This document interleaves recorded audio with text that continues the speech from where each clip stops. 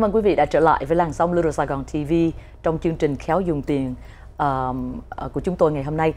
Chúng tôi nói về những mô hình của business, những cái legal structure của công ty của quý vị khi mà quý vị thành lập.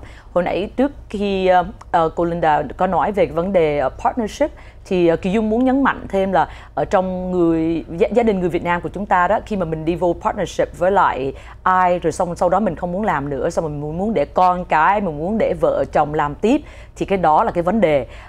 Bởi vì người Việt Nam mình thì nghĩ ok này việc của gia đình thì thôi, mang chồng mang vợ hoặc là mang con vô, tại giờ tôi già rồi tôi muốn về hưu và đem con vô.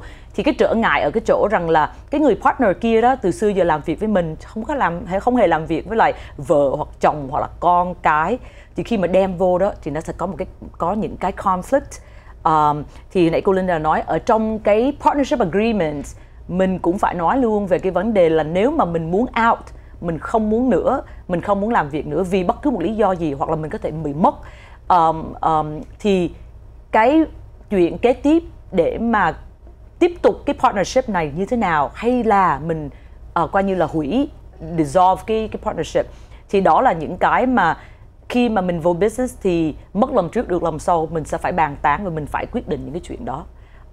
Và tiếp theo đây thì cô Linda sẽ đi tiếp về cái mô hình kế tiếp là corporation. Please Linda, go ahead. Thanks, Katie. We're moving on to the next business structure, and that is corporations. Now, a corporation basically has its own entity. It is its own whole. Yeah. It's separated from the owners or the shareholders. So unlike this sole proprietorship where they're basically the same, you're now separated from each other. A corporation it has legal rights, it can be sued, it can own property. Yeah. So, and there's a variety of different types of corporations. And so today we're just going to touch on 3 different types very briefly. The first is a C Corp. And C Corps have unlimited shareholders or owners. And this is what most of us are very familiar with when we talk about major corporations. They're the Amazons, the Apples of our world. And but in addition to that, there's a lot of small businesses that will ultimately elect to become a C Corp. And the reason for that is typically based on the input and guidance from their financial consultants, their CPAs. There may be some reasons for the business to have advantages by electing to be a C Corp. Yeah. Unfortunately, though, the C Corp does have what's called a double taxation. And what that initially means is that the corporation files taxes and they pay taxes on the income of the business. Then that money is paid out to the shareholders in way of dividends. And then that money is again taxed based on that individual's tax situation. The second type of corporation is a subchapter S, and this is very typically where a business that's electing to incorporate, this is where they typically will start. And they may, at some point as they grow, elect to become a C Corp, but or they may stay a subchapter S for their entire existence.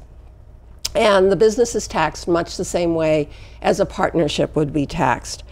And so the corporation files taxes with the IRS. However, they don't pay taxes. The liability for taxes is passed on to the shareholders, and then that's reported on their personal tax returns.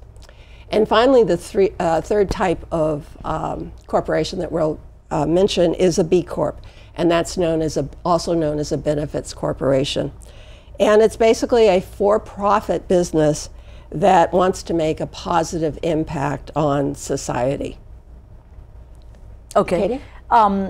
Quý vị cũng nghe rồi, những cái corporation type á, thì quý vị hay nghe C Corp là những công ty lớn, S Corp quý vị cũng đã hay nghe rồi, và bây giờ quý vị nghe B Corp, thì đó là những cái dạng để mà mình có thể set up cái business của mình, và nó tách rời ra khỏi những người chủ, để mà ví dụ như mình có bị kiện tụng thì cái công ty, cái corporation nó sẽ phải chịu trách nhiệm, không phải là quý vị, cá nhân của quý vị. Cho nên là mình sẽ thứ nhất là khi mà quý vị thành lập corporation thì nó phải tốn phí, nhất là ở California quý vị phải đóng một cái phí để mà quý vị có một cái corporation ở tiểu bang California. Và cái corporation đó nó sẽ không có, coi như nó sẽ được run bởi officer, nó sẽ được run bởi những cái người có thể làm chủ của cái corporation đó, nhưng corporation đó sẽ được separate, coi như là đứng riêng rẽ. Và tại sao quý vị phải chọn C Corp, S Corp hay là B Corp? Tất cả những cái đó nó đều có những cái thuế, cách làm thuế khác nhau. Cho nên cô Linda có nói rằng là quý vị nên đi tìm và nói chuyện với là CPA của mình để xem rằng là cách thuế nào nó phù hợp với cái business của quý vị. Thì cái đó là cái mà quan trọng, tại sao người ta bên cạnh cái liability thì cái vấn đề thuế structure, tax structure cũng là một lý do để người ta incorporate cái công ty của người ta. Cho nên quý vị, bởi vì quý vị biết rằng là khi mà mình có một cái corporation đó, thì nó bị double tax nè, nó bị cái tiền lệ phí để mà mình có cái công ty tại tiểu bang California. Nên quý vị nên tìm đến những cái nơi, những cái người tư vấn để mà trước khi quý vị incorporate cho mình cái công ty. Yeah. Go ahead. Okay. Sorry. Okay. And finally, we can move on to a limited liability company. And this is kind of a hybrid business structure where it does allow the owners to limit their personal liability. So unlike a partnership or a sole proprietorship where they're one, there is a separation. But they also can elect on how they will be taxed, whether they'll be taxed as a partnership or if they'll be taxed as a subchapter S corporation. And so what happens is much like the subchapter S, the money that you're paid in the way of profit is passed through. So it doesn't get that double taxation. The fee with the state of California to do this is $70 versus $100 for a corporation.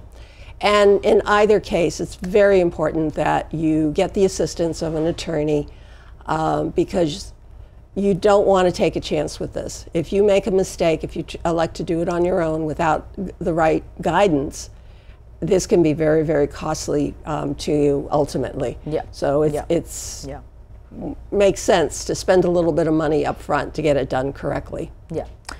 Kính thưa quý vị, thì cái Limited Liability Company thì quý vị cũng đã nghe rồi ha, LLC, mình nghe LLC hoài, thì cái đó là Limited Liability Company. Đây là những cái công ty mà nó hybrid giữa partnership và corporation, cho nên là quý vị có thể chọn cái cách trả thuế, tax structure nó khác nữa tùy theo quý vị chọn.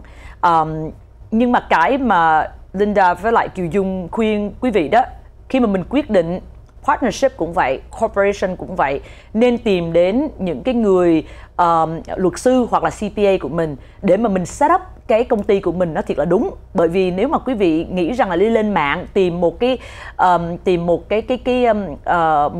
article, mình có thể tự viết download một cái article ở trên mạng để mà có thể làm là cái article cho cái công ty của mình đó, đó là một điều rất là phải nói là sai lầm. Bởi vì khi mà quý vị đụng tới chuyện đó thì tòa sẽ nhìn vô cái cách quý vị set up trong cái article đó viết những cái gì để mà nó thể tránh mình những cái liability, những cái mà mình không phải chịu trách nhiệm. Thì quý vị phải biết, ví dụ từ nhà hàng cho đến salon, cho đến những cái công ty mà may mặc, cho đến những công ty có sản phẩm, nó đều có những cái liability khác nhau quý vị ạ. Cho nên khi mà quý vị quyết định thành lập thì quý vị nên phải tìm đến mất một tí tiền nhưng mà nó sẽ save quý vị sau này. I think our program is done, Yep. right? Kính thưa quý vị, cái thời gian đã hết. Những cái topic về business thì nó rất là nhiều. Nếu mà quý vị cần biết thêm chi tiết thì quý vị có thể liên lạc với chúng tôi hoặc liên lạc với lại những người luật sư hoặc là CPA của quý vị. Cảm ơn quý vị đã theo dõi. Linda, go ahead and say a few words to our Thanks audience. everyone for joining us. I hope we helped give you a little bit of insight on business structure, and we look forward to seeing you again next time. Hẹn gặp quý vị lại kỳ sau. Xin chào quý vị.